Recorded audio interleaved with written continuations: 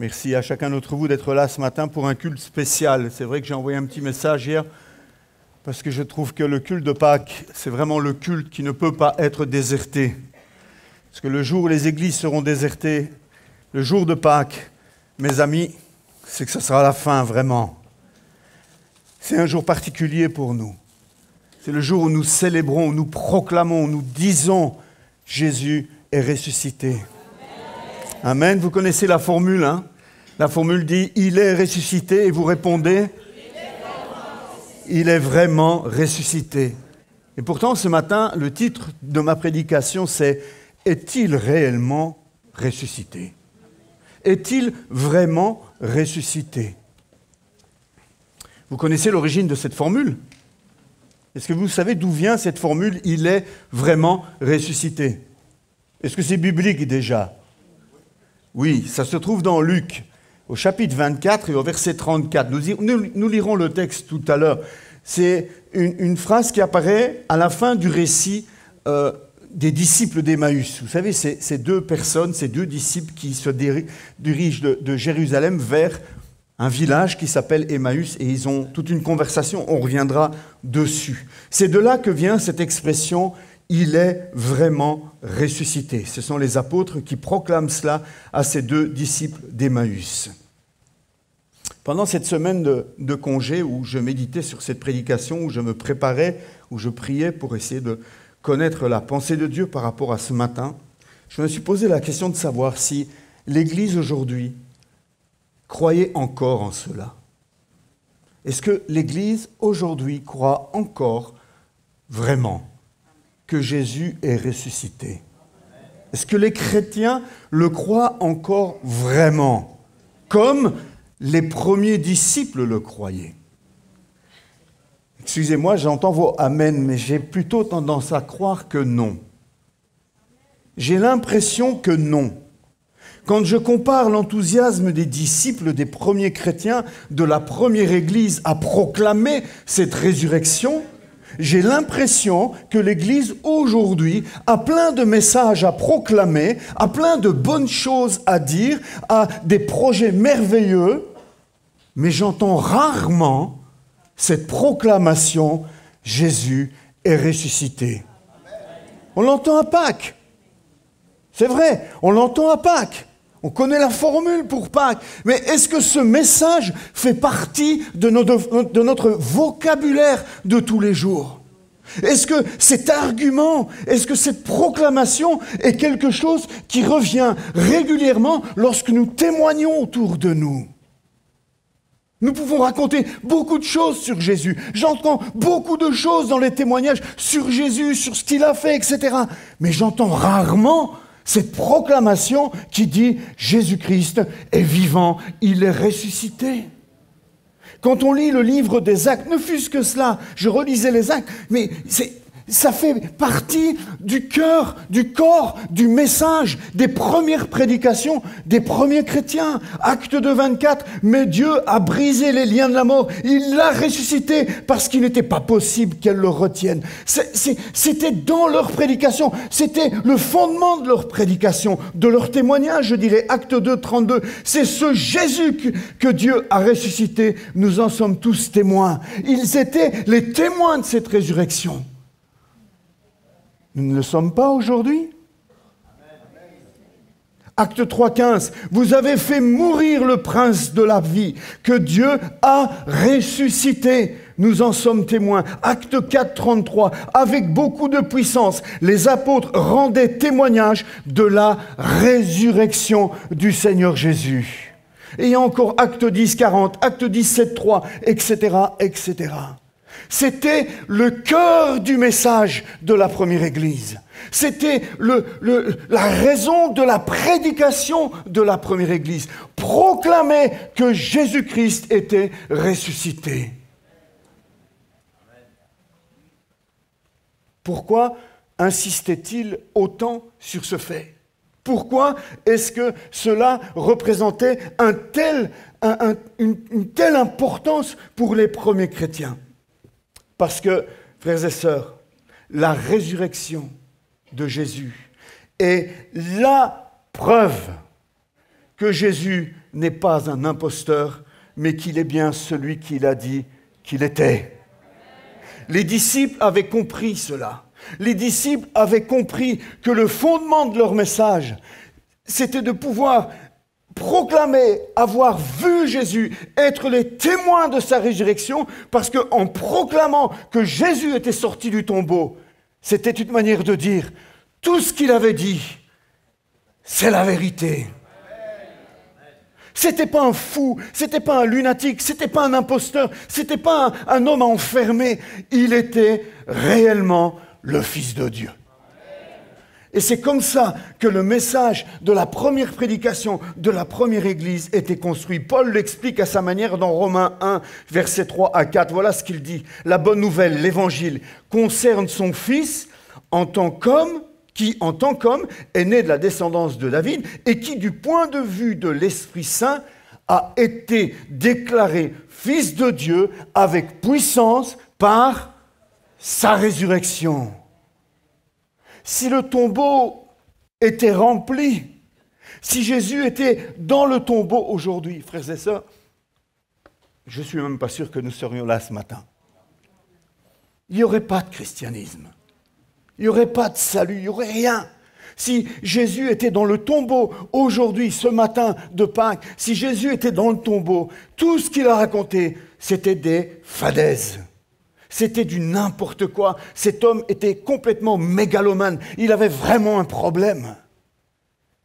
Mais le tombeau est vide. Le tombeau est vide. On peut visiter le tombeau de Mahomet, on peut visiter le tombeau de Bouddha, on peut visiter le tombeau de David, mais le tombeau de Jésus, je l'ai visité aussi. Mais je n'ai rien trouvé à l'intérieur. Il était vide. Il était vide. Alléluia. Ce matin, je vous invite à nous comparer aux disciples d'Emmaüs. J'aimerais qu'on puisse se mettre dans leur peau ce matin et quelque part s'identifier à eux. Nous allons lire le récit, on va le lire ensemble, et je vous invite à découvrir avec moi les 3 étapes par lesquelles Cléopas, puisque c'est le nom d'un des deux, nous ne connaissons pas le nom de l'autre, peut-être c'était son épouse qui était disciple avec lui, peut-être qu'ils voyageaient en couple, on n'en sait rien, mais je vous propose de regarder ensemble quelles sont les 3 étapes au travers desquelles ces disciples sont passés le jour de la résurrection de Jésus. Et pourquoi cela ? Parce que je pense que nous aussi, nous passons par ces étapes. Soyez bien à l'écoute. Je pense que ces 3 étapes par lesquelles les disciples d'Emmaüs sont passés, nous passons aussi par ces étapes de manière presque cyclique, je dirais. Comme si, de temps en temps, nous revenions à l'une de ces étapes pour aller plus loin. On va les découvrir ensemble. Chacun pourra, je pense, ce matin, se reconnaître dans l'une de ces étapes et surtout, je l'espère par la grâce de Dieu, passer à la suivante ce matin. Parce qu'une étape, c'est justement là pour nous aider à aller à la suivante. On ne s'arrête pas à l'étape. On fait une pause et on va à la suivante. Et la première étape, je vais en rajouter une 4e, c'est si quelqu'un pouvait me donner un verre d'eau, ça serait la première étape. Merci Sandrine. La vraie première étape, le vrai premier stade, cette première période que les disciples d'Emmaüs connaissent, c'est une période de doute, une période de tristesse, une période, je pourrais même dire, de déclin spirituel, de découragement. Lisons le texte ensemble. On est dans Luc 24, et on va lire ensemble à partir du verset 13. Je vais lire le texte. Écoutez bien l'histoire. Ce même jour, 2 disciples se rendaient à un village appelé Emmaüs, éloigné de Jérusalem d'une 12aine de kilomètres. Ils discutaient ensemble de tout ce qui s'était passé. Pendant qu'ils parlaient et discutaient, Jésus lui-même s'approcha et fit route avec eux, mais leurs yeux étaient empêchés de le reconnaître.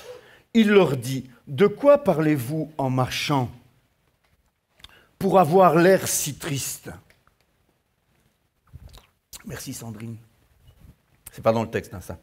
L'un d'eux, un dénommé Cléopas, lui répondit, « Es-tu le seul en séjour à Jérusalem qui ne sache pas ce qui est arrivé ces jours-ci » ? Quoi, leur dit-il. Ils lui répondirent, « Ce qui est arrivé à Jésus de Nazareth, qui était un prophète puissant en actes et en paroles devant Dieu et devant tout le peuple, et comment les chefs des prêtres et nos magistrats l'ont fait arrêter pour qu'il soit condamné à mort et l'ont crucifié. Nous espérions que ce serait lui qui nous délivrerait, qui délivrerait Israël. Mais avec tout cela, voilà déjà le 3e jour que ces événements se sont produits. Il est vrai que quelques femmes de notre groupe nous ont beaucoup étonnés. Elles se sont rendues de grand matin au tombeau et n'ont pas trouvé son corps. Elles sont venues dire que des anges leur sont apparus et ont annoncé qu'il est vivant. Quelques-uns des nôtres sont allés au tombeau et ils ont trouvé les choses comme les femmes l'avaient dit, mais lui, ils ne l'ont pas vu. Alors Jésus leur dit, « Hommes sans intelligence, dont le cœur est lent à croire tout ce qu'ont dit les prophètes, ne fallait-il pas que le Messie souffre ces choses et qu'il entre dans sa gloire ?» Puis, en commençant par les écrits de Moïse et continuant par ceux de tous les prophètes, il leur expliqua dans toutes les Écritures ce qui le concernait.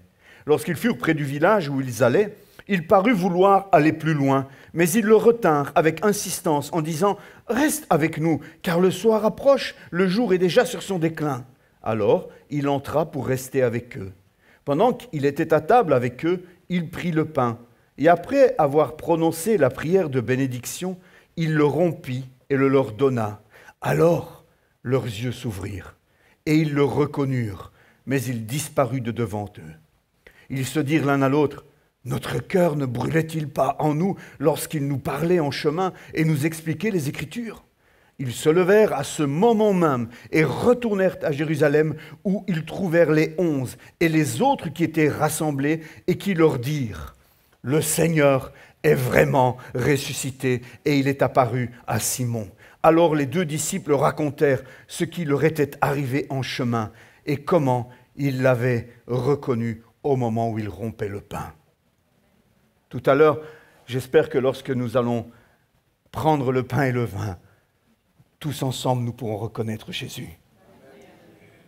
La première étape que ces disciples traversent, c'est une période de découragement, une période de doute, de tristesse. Tous leurs espoirs s'écroulent. Le verset 13 nous dit « Ce même jour, 2 disciples ». Donc on est bien le jour de la résurrection. On est au jour même où Jésus est sorti du tombeau. Ce jour-là, 2 disciples. Ce n'est pas des non-chrétiens, c'est 2 chrétiens. C'est 2 disciples de Jésus. Ce jour-là, 2 disciples. On a affaire à des disciples de Jésus. Verset 14-15, ils discutaient des événements. Et pendant qu'ils étaient en train de parler entre eux, Jésus s'approcha et fit route avec eux. J'aime bien cette phrase. Ils sont en train de parler, ils sont découragés, ils sont remplis de tristesse, leurs espoirs se sont écroulés. Jésus s'approche d'eux et fait route avec eux. Le célèbre prédicateur Charles Spurgeon disait « Quand 2 saints parlent ensemble de Jésus, il viendra sûrement se joindre à la conversation.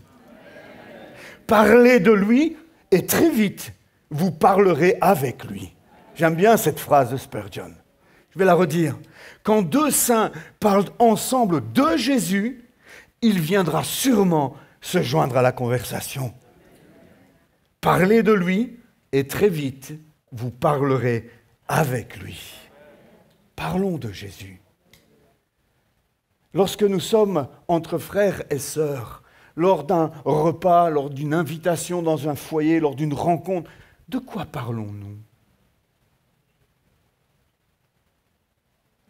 Vous voyez où je veux en venir, hein ? Ok, alors je ne vais pas enfoncer le clou plus loin. Verset 17. « De quoi parlez-vous en marchant, dit Jésus. Pourquoi avoir l'air si triste ?» Donc ça nous explique un petit peu l'état de ses disciples. Ce qui caractérise nos disciples ici, c'est leur tristesse. Ce qui frappe Jésus, c'est leur tristesse. Vous avez l'air si triste. Leur conversation est triste. Leur vie semble triste. Leur apparence même est triste. Pourquoi ? Parce qu'ils ne croient pas que Jésus est ressuscité.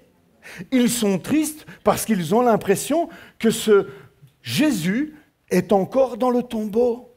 Tous leurs espoirs s'écroulent. Ils ont entendu parler, mais ce n'est pas un vécu personnel. Ils ont entendu parler, les femmes ont dit que c'est au niveau intellectuel, ils ont entendu parler de la résurrection, mais ce n'est pas encore descendu au niveau du vécu, au niveau du cœur. Ils en ont entendu parler. Intellectuellement, ils savent que les Écritures annoncent cela. Intellectuellement, ils savent que Jésus doit ressusciter. Jésus l'a dit à ses disciples. Ils l'ont entendu en tout cas. C'est entré dans leur cerveau. Parce que Jésus l'a dit à plusieurs reprises à ses disciples qu'il fallait qu'il soit mis à mort et que 3 jours après il ressuscite. Jésus l'a dit texto. C'est rentré là, mais c'est toujours pas là. Ils le savent parce qu'ils ont entendu les femmes raconter cela. Tout est dans leur tête, mais il n'y a encore rien au niveau de leur cœur. Rien au niveau de leur cœur. Et je pense que c'est le problème de beaucoup de chrétiens aujourd'hui. Nous savons qu'il est ressuscité. Nous ne remettons pas en doute la résurrection de Jésus. Nous le savons intellectuellement, mais ce n'est pas encore descendu au niveau du cœur de chacun d'entre nous. On verra pourquoi j'ose dire cela tout à l'heure. La véritable joie, frères et sœurs, celle de Philippiens 4.4 et des autres passages qui nous invitent à être toujours joyeux, elle vient de la foi en la résurrection de Christ. Je ne suis pas joyeux parce que j'ai une place dans le ciel. Je ne suis pas joyeux parce que Jésus peut me guérir. Je ne suis pas joyeux parce que Dieu va me bénir. Le fondement de ma joie, c'est la résurrection. C'est parce qu'il est ressuscité que j'aurai une place dans le ciel. C'est parce qu'il est ressuscité qu'il est vivant et capable de me guérir. C'est parce qu'il est vivant maintenant qu'il peut me bénir. Mais si j'enlève la résurrection de cette équation, mais tout le reste s'écroule. Ma joie doit être fondée, notre joie doit être fondée sur la résurrection de Jésus-Christ et sur rien d'autre. Tout le reste en découle. Ce matin, je ne veux nullement remettre en cause la résurrection de Jésus. Qui suis-je pour cela? Et quand je dis « est-il vraiment ressuscité » comme titre de prédication, ce n'est pas dans le sens où je doute de sa résurrection, c'est dans le sens où je doute de notre croyance en la résurrection. C'est dans le sens où je doute que nous l'ayons vécu avec le cœur. J'ai l'impression que beaucoup de chrétiens sont à l'étape numéro 1 des disciples d'Emmaüs ce matin. Et puis on a un Jésus rempli d'humour, verset 19. N'es-tu pas au courant de tout ce qui s'est passé à Jérusalem? Quoi? Jésus n'est pas au courant? Il l'a vécu lui-même. Pourquoi est-ce que Jésus leur dit quoi? C'est intéressant, non? Pourquoi Jésus leur demande un truc qu'il sait déjà? Parce que c'est la méthode de Jésus. C'est la méthode qu'il utilise encore aujourd'hui avec toi, avec moi. Il fait parler ses disciples. Il les encourage, ce n'est pas une expression à moi, mais vous la connaissez, mais je trouve qu'elle allait bien ici. Il les encourage à mettre des mots sur leurs mots. C'est ce que Jésus fait avec toi aussi. Lorsque tu es triste, lorsque tu es abattu, lorsque découragé, Jésus va te pousser, va t'encourager à essayer d'exprimer les choses. Parce que le simple fait de les exprimer déjà, ça fait du bien. Le fait de pouvoir mettre des mots sur les choses, déjà, c'est un pas vers mieux, vers plus, vers une guérison, vers un soulagement. Il les encourage à mettre des mots sur leurs mots. Jésus est à l'écoute, à ton écoute dans ta tristesse, dans ton découragement. C'est aussi ça, le quoi. Le quoi de Jésus, c'est justement, on enlève le quoi et on revient directement à Jésus qui dit « Ah, homme de peu de foi ». Ce n'est pas très encourageant d'ouvrir son cœur à Jésus. Mais Jésus, là, veut montrer à ses disciples et veut nous montrer aujourd'hui, à nous, 2000 ans après, que quelle que soit notre étape si on est dans la période découragement, tristesse, abattement, etc., Jésus est à tes côtés. Jésus n'est pas en train de dire « Ah, encore un disciple qui est découragé. Ah, encore un disciple qui n'a rien compris. » Non, Jésus s'approche de toi et il te demande « Qu'est-ce que tu as? Qu'est-ce qui se passe? Dis-moi les choses. » Et dire les choses, c'est quelque chose qui nous fait énormément de bien. Alors les disciples vont essayer d'expliquer à cet inconnu qui est au courant de rien, cet inconnu qui débarque dans ne sait où, qui n'est au courant de rien de ce qui s'est passé à Jérusalem, ils vont essayer de lui expliquer. Ils lui parlent d'un prophète puissant, en actes, en paroles, qui a été condamné à mort et qui a été crucifié. Ils leur parlent de leur espérance. Ces disciples espéraient que ce Jésus allait libérer de l'emprise des Romains. Ils vont aussi expliquer à cet inconnu que certains ont proclamé qu'il était vivant, qui sont allés au tombeau, qu'ils ont trouvé le tombeau vide, etc. Ils vont faire toute une série d'explications. En fait, ces disciples vont expliquer leur déception. Ils vont expliquer leur découragement parce que leurs espoirs n'ont pas été rencontrés. Et des chrétiens qui vivent des situations où leurs espoirs n'ont pas été rencontrés, il y en a beaucoup. Nous sommes tous quelque part à une étape ou l'autre de notre vie déçus. Déçus par Jésus, déçus par Dieu. Non pas que Dieu soit pris en défaut, mais dans le sens où nous avons mal compris ce que Dieu nous a promis. C'est le cas de ses disciples. Ils sont déçus parce qu'ils se sont fait une image, une idée bien précise du Messie et de ce que le Messie était censé accomplir. Mais Jésus n'a absolument pas fait défaut à sa mission. Il a fait exactement ce que son Père attendait de lui. Les disciples sont déçus de lui parce qu'ils avaient mis des attentes qu'ils n'avaient pas à mettre à attendre sur Jésus. Et bien souvent, frères et sœurs, nous sommes déçus par Dieu. Non pas parce que Dieu est en défaut, mais parce que nous avons mis sur Dieu des attentes que lui n'a jamais promis de répondre. C'est aussi le message que Jésus veut transmettre à ses disciples d'Emmaüs et veut nous donner à nous aussi aujourd'hui. Toi aussi, peut-être, tu es déçu. Tu croyais qu'en mettant ta foi en Jésus, cela t'épargnerait toute tristesse, toute difficulté, le deuil même. Peut-être que tu t'imaginais ne jamais connaître la maladie ou le moindre échec. Et quand l'échec et la maladie viennent, tu te tournes vers Dieu en disant « Mais enfin, tu fais défaut là !» Mais Dieu n'a jamais promis cela. Dieu a promis d'être avec nous dans l'épreuve. Dieu a promis d'être avec nous dans la vallée de l'ombre de la mort. Mais il n'a jamais promis qu'aucun d'entre nous, nous ne serions jamais malades et que chacun d'entre nous, nous resterions en vie dans ce corps-ci de manière éternelle. Moi, j'en voudrais pas d'ailleurs, franchement. Je me disais ça cette semaine dans mon culte personnel. Je disais, mais je ne voudrais pas vivre 1000 ans dans ce corps. Peut-être pasteur Timothée, parce que bon, il a un corps de rêve, mais moi non. Moi non. Moi, j'espère un jour être renouvelé, être transformé, que ma chemise ne baille plus, il y a quelque chose qui veut sortir, là, je ne sais pas pourquoi. J'aimerais être transformé. Ce jour viendra. Ce jour viendra. Quand Dieu dit que nous vivrons éternellement, c'est vrai, il tiendra sa promesse, mais il n'a pas dit que nous vivrons éternellement dans l'état où nous sommes maintenant.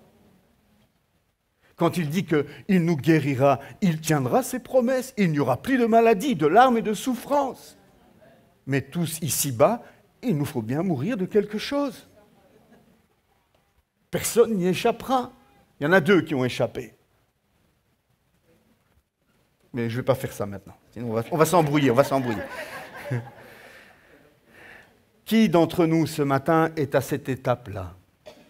Qui d'entre nous peut se reconnaître ce matin dans cette période de tristesse, de découragement que connaissaient les disciples d'Emmaüs le jour de la résurrection?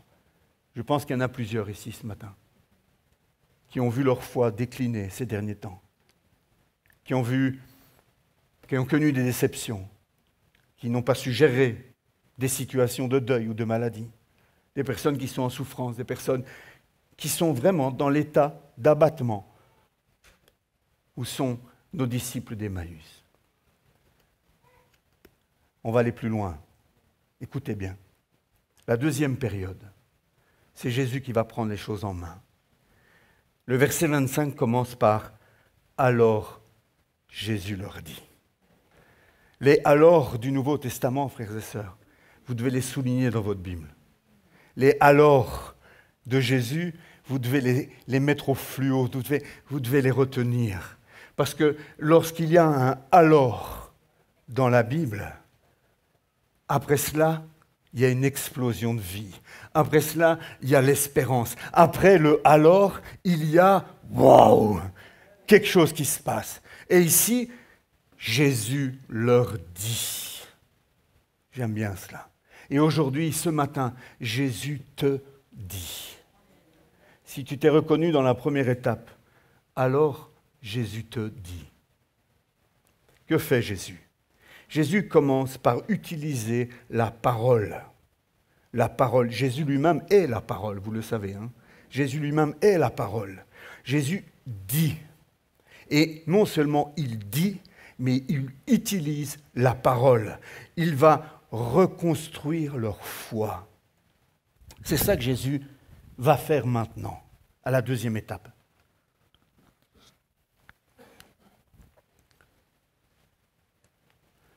Les écrits de Moïse et les prophètes. En fait, c'est l'Ancien Testament de l'époque. Lorsque on trouve des passages dans le Nouveau Testament où il est parlé des écrits de Moïse ou de la loi et des prophètes, c'est une manière de résumer l'ensemble des documents, des livres qui étaient reconnus comme canoniques par les Juifs de l'époque de Jésus. Donc c'est notre Ancien Testament. Et Jésus va faire quoi ? Il va passer de la Genèse jusqu'à la fin de l'Ancien Testament pour leur montrer au travers des Écritures qu'il devait en être comme ça s'est passé à Jérusalem il y a 3 jours et que ces Écritures annonçaient bien sa résurrection. Jésus se sert de la parole. C'est sa méthode. Et sa méthode n'a pas changé, frères et sœurs. Pour faire revivre ta foi, pour lui redonner du peps, il n'y a qu'une chose qui fonctionne. Ce n'est pas le top chrétien. Ce n'est pas le petit encouragement qu'un pasteur envoie de temps en temps. Ce qui redonne de la vigueur à ta foi, c'est la parole de Dieu. C'est la lecture, c'est la méditation, c'est l'écoute, c'est la mémorisation de la parole de Dieu. La méthode n'a pas changé. Et ce que Jésus fait, c'est simplement ramener les disciples, les amener à détourner leur regard des circonstances qu'ils ont décrites à Jésus et les amener à poser leur regard non plus sur les circonstances, mais sur la parole de Dieu. Et notre gros problème, frères et sœurs, c'est que bien souvent, nous mettons plus d'attention aux circonstances de nos vies qu'à ce que la parole de Dieu dit de nos vies. Jésus, ce matin, veut faire cela pour toi, comme il l'a fait pour les disciples d'Emmaüs. Il veut t'amener à remettre ta foi en route, à redonner vie à ta foi, à redonner de la vigueur et du peps à ta foi, par la parole de Dieu, car la foi vient de ce qu'on entend, et ce qu'on entend vient de la parole de Dieu, nous dit Romains 10, verset 17. Pourquoi ce qu'on entend ? Pourquoi ce n'est pas écrit « et la voix vient de ce qu'on lit, et ce qu'on lit vient de la parole de Dieu » ? Parce qu'à l'époque où ce texte est dit, peu de gens savent lire. Peu de gens savent lire. Vous savez que dans l'Église, dans la première Église primitive et dans les premiers siècles, il y avait le prédicateur, il y avait des diacres, et il y avait les lecteurs, les liseurs. C'était ceux qui étaient mandatés, qui avaient les qualifications pour lire la parole de Dieu. Pendant les cultes, on lisait la parole de Dieu pour que ceux qui n'avaient pas accès à la lecture puissent entendre la parole de Dieu. Et c'est dans ce contexte-là que Paul dit « Car la foi vient de ce qu'on entend, et ce qu'on entend vient de la parole de Dieu. » Ta foi, elle est construite, elle est mûrie par la parole de Dieu. Les prédications, c'est bien, je ne vais pas cracher sur les prédicateurs, je serais mal placé, mais ça ne remplacera jamais la parole de Dieu. C'est juste une manière d'essayer de vous la faire comprendre, de vous l'expliquer, etc. Mais rien ne remplacera la parole de Dieu. Béni sois-tu, Seigneur, ça fait 2000 ans que tu préserves ta parole et que nous avons accès à cette parole. Sans elle, nos foi s'écroulerait. Sans elle, sans la Bible préservée, sans les documents préservés, il n'y aurait peut-être plus de christianisme non plus. Alléluia. Lis la parole, écoute la parole, et ta foi reprendra vie. Au verset 29, les disciples arrivent à Emmaüs. Ils s'approchent de l'endroit où ils devaient aller. Il est tard, la nuit est en train de tomber. Ils ont déjà 12 kilomètres dans les pattes. Pas facile à l'époque, avec des sandales, des chemins caillouteux, etc., poussiéreux. Et là, Jésus fait mine de poursuivre sa route. Pourquoi fait-il cela? Jésus sait très bien ce qui va se passer. Jésus sait très bien que dans quelques instants, il va rompre le pain avec eux et il va se faire connaître à eux. Parce que Jésus aime et aimera toujours être invité à rester. Oui. Jésus n'aime pas s'imposer dans ta vie. Jésus ne s'imposera jamais dans ta vie. Jésus, il aime être invité dans nos vies. C'est quand la dernière fois? C'est quand la dernière fois que tu l'as invité à rester avec insistance? C'est quand la dernière fois que tu t'es mis à genoux et tu as dit « Seigneur Jésus, j'ai l'impression de t'avoir perdu. Seigneur Jésus, où es-tu? Jésus, je me suis éloigné, je ne sais pas ce qui se passe, mais Jésus, où es-tu? Reste avec moi. Viens Jésus, je t'invite à nouveau. » Jésus aime être invité. Ce n'est pas parce que j'ai été invité une fois à manger chez l'un ou l'autre d'entre vous qu'ensuite, à chaque fois, chaque dimanche, je viens sans m'annoncer, sans me présenter, frapper à la porte et entrer, m'asseoir à la table. J'attends l'invitation suivante. Si je ne faisais pas ça, si après une première invitation, vous me voyez débarquer tous les soirs pour profiter du menu, à un moment donné, vous allez me dire, Pasteur, on t'aime bien, mais il y a d'autres membres, peut-être, qui aimeraient t'avoir à leur table. Jésus aime être invité. N'hésitez pas, n'ayez pas peur d'inviter Jésus. N'ayez pas peur de prendre à cœur, vraiment, de veiller à ce que Jésus reste l'invité dans votre vie. Il y a parfois tellement d'autres choses qui s'asseyent à notre table. Il y a tellement d'autres préoccupations, tellement d'autres soucis, tellement d'autres loisirs, tellement d'autres envies qui parfois viennent prendre la place de Jésus à notre table. Jésus veut bien revenir, mais il attend une invitation. Il attend une invitation.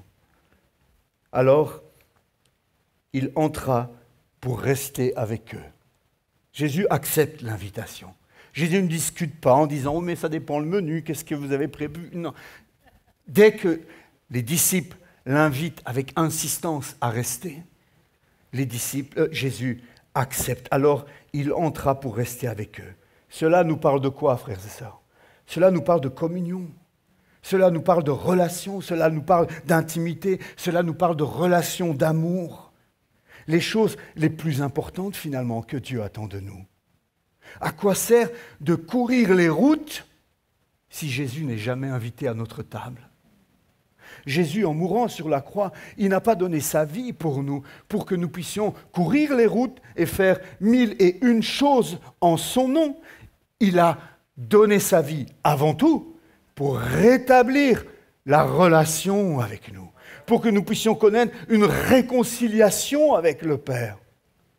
Ça ne me sert à rien de courir monts et vaux au nom de Jésus et de faire des choses pour Jésus si je n'ai aucune relation avec Jésus. Je dois d'abord inviter Jésus à ma table. D'abord avoir Jésus à ma table. Et donc, lorsque Jésus s'assied, entre et reste avec eux, cela nous parle de l'importance aux yeux de Dieu, aux yeux de Jésus, de la relation. Où en est ta relation avec Jésus? Où en est-elle? Est-ce que Jésus te connaît? Est-ce que Jésus te connaît? Est-ce que tu es bien sûr qu'au dernier jour, Jésus te dira « Entre, Jemima, fidèle serviteur, servante ». Est-ce que Jésus va te reconnaître? Vous savez, c'est bien de connaître le nom de Jésus, mais je pense qu'il est plus important Que Jésus connaisse ton nom. Parce que tu peux connaître le nom de Jésus, mais lui peut ne pas te connaître. Je fais référence à ce passage de l'Évangile où Jésus va dire à ceux qui ont fait même des miracles et qui ont prêché en son nom, « Allez-vous-en loin de moi, je ne vous ai pas connu, vous qui faites le mal. » Est-ce que nous sommes bien en communion avec Jésus? Est-ce qu'il te connaît par ton nom? Est-ce que tu as une relation d'intimité avec lui? Est-ce que tu développes cette relation avec lui? Est-ce que tu t'investis dans cette relation? C'est capital, frères et sœurs. Sans cette relation, c'est comme ça que les églises meurent. Elles sont toujours remplies, où il y a toujours des gens, mais il n'y a plus la vie. Ce qui met la vie dans un couple, c'est les temps d'intimité, c'est les moments où on peut s'évader ensemble, où on peut prendre un week-end, on peut partir en vacances ensemble. C'est les moments où on est en relation intime, où on peut échanger, où on peut partager. Un couple qui ne vit plus rien de tout cela, c'est un couple qui est en danger. Mais ta vie avec Jésus, c'est comme un couple. Où en es-tu? Où en es-tu par rapport à cela? Verset 30, « Ils prirent le pain, et leurs yeux s'ouvrirent, et ils le reconnurent. » J'ai fait exprès de sauter le verset 16. Vous auriez pu me dire, oui, mais pasteur, au verset 16, il est écrit qu'ils ne le reconnurent pas. C'est vrai. Au verset 16, leurs yeux étaient empêchés de le reconnaître, et là, ils vont reconnaître Jésus. Que s'est-il passé entre les deux? C'est la question que je me suis posée. Mais qu'est-ce qui s'est passé entre le verset 16 et le verset 30? Pourquoi est-ce qu'au verset 16, ils sont empêchés de le reconnaître, et au verset 30, tout d'un coup, leurs yeux s'ouvrirent et ils le reconnurent? Je pense que c'est parce que, entre le verset 16 et le verset 30, Jésus a construit leur foi par la parole. Par la communion de sa présence, Jésus les a préparés. Jésus leur a ouvert les yeux au travers de sa parole et au travers de la relation avec lui. Parce que c'est par la foi qu'on est agréable à Dieu et c'est par la foi que nous pouvons voir Dieu. C'est seulement par la foi. Si ta foi est morte, tu ne peux pas voir Dieu. Si ta foi est vacillante, si ta foi est malade et moribonde, tu auras du mal à voir Dieu. Alors ce que Jésus veut faire, c'est restaurer ta foi. Et une fois que ta foi est restaurée, les choses que tu voyais comme banales ou que tu ne voyais pas du tout, tout d'un coup, avec les yeux de la foi, tu vas les voir à nouveau. Pourquoi faut-il nourrir notre foi? Pour voir Dieu, justement, pour voir Dieu. Jésus nous dit dans Jean 20, 29, « Heureux ceux qui auront cru sans voir. » Vous vous souvenez de ce passage? « Heureux ceux qui auront cru sans voir. » Au verset 32, ses disciples, une fois que Jésus disparaît, les disciples disent, « Notre cœur ne brûlait-il pas en nous lorsqu'il nous parlait en chemin et nous expliquait les Écritures ?» Cette phrase, elle est merveilleuse. Notre cœur ne brûle-t-il pas? Ils se retrouvent à deux. Ils sont saisis par l'instant. Mais qu'est-ce qui vient de nous arriver là? Waouh! On vient de voir Jésus. C'était lui. Et il a disparu. Et ils se retrouvent en tête à tête, ces deux disciples, et ils sont en train d'analyser la situation. Mais qu'est-ce qui vient de nous arriver? C'est extraordinaire. Et là, mais notre cœur, c'est pour ça qu'il brûlait comme ça à l'intérieur de nous, alors qu'il était en train de nous parler. Frères et sœurs, est-ce que notre cœur brûle encore en nous lorsque nous lisons les Écritures? Ou lorsqu'on nous explique les Écritures? Est-ce que notre cœur brûle encore en nous lorsque nous parlons de Jésus entre nous? Est-ce que notre cœur brûle de parler de Jésus entre nous et à ceux autour de nous? C'est pour ça que je reviens avec ma question. Jésus est-il vraiment ressuscité pour toi? Moi, je sais qu'il l'est. Mais l'est-il réellement pour toi? Parce que le fait que moi j'y crois ou pas, ça ne change rien au fait qu'il l'est ressuscité. Mais toute la différence réside dans le fait que toi, tu crois qu'il est ressuscité. Et le croire avec ton cœur, Il n'y a aucun doute sur sa résurrection, mais la vraie question c'est, Jésus est-il vivant pour toi ce matin? Est-il vraiment ressuscité selon toi? Aujourd'hui, comme pour les disciples d'Emmaüs, Jésus veut s'approcher de toi, te questionner, t'écouter et reconstruire ta foi. Est-ce que toi tu le veux? Est-ce que tu désires cela ce matin? La troisième étape, la troisième période, ce troisième stade auquel les disciples d'Emmaüs vont être confrontés, c'est ce stade, cette période de vie, de joie, de feu, de zèle retrouvé. J'espère qu'il y en a qui sont dans cette troisième période, cette période de zèle. Versets 33 à 35, ils se levèrent à ce moment même, ils trouvèrent les 11, ils racontèrent comment ils l'avaient reconnu au moment où ils rompaient le pain.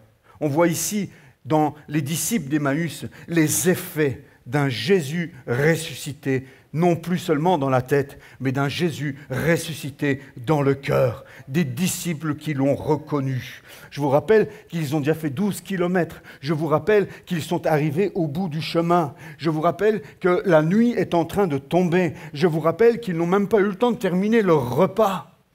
Toutes sortes de raisons pour dire « Oh, demain matin, dès que le soleil se lève, nous retournerons à Jérusalem. » Non.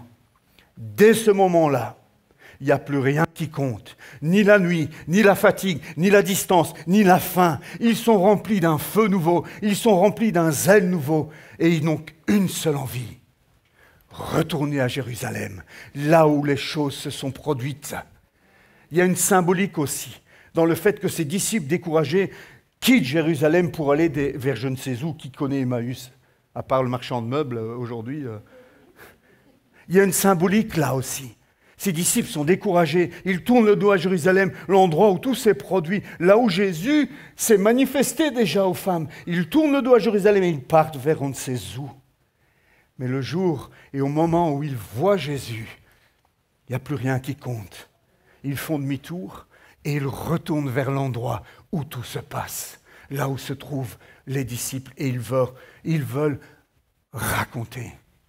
Un disciple qui a vu Jésus, un disciple qui a connu Jésus dans son cœur, qui peut témoigner d'une résurrection de Christ dans sa vie sans l'avoir vu. Il ne faut pas voir Jésus avec ses yeux pour croire en la résurrection avec son cœur. On sent, on vit les effets de sa résurrection dans nos vies. Le disciple qui a vécu ça, rien ne l'arrête pour témoigner et pour raconter ce qu'il a vécu avec Jésus. Quand Jésus est vivant en toi, tu relèves les plus grands défis. Rien ne t'arrête. Tu dois témoigner. Tu dois témoigner. Ce sont les trois stades, les trois périodes qu'ont vécu ces disciples d'Emmaüs. Une période de tristesse, de découragement, une période où Jésus reconstruit leur foi et une période de zèle, de joie retrouvée. Je vous fais remarquer, pour conclure, que Jésus était présent à chaque étape. J'ai trouvé ça encourageant.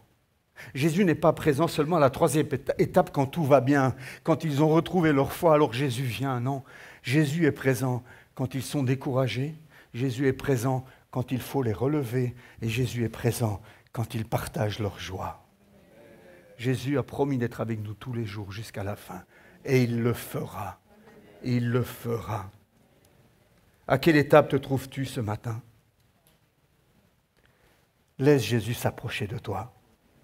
Laisse-le faire un bout de chemin avec toi. Laisse-le te dire quoi? Qu'est-ce qui se passe? Dis-moi les choses.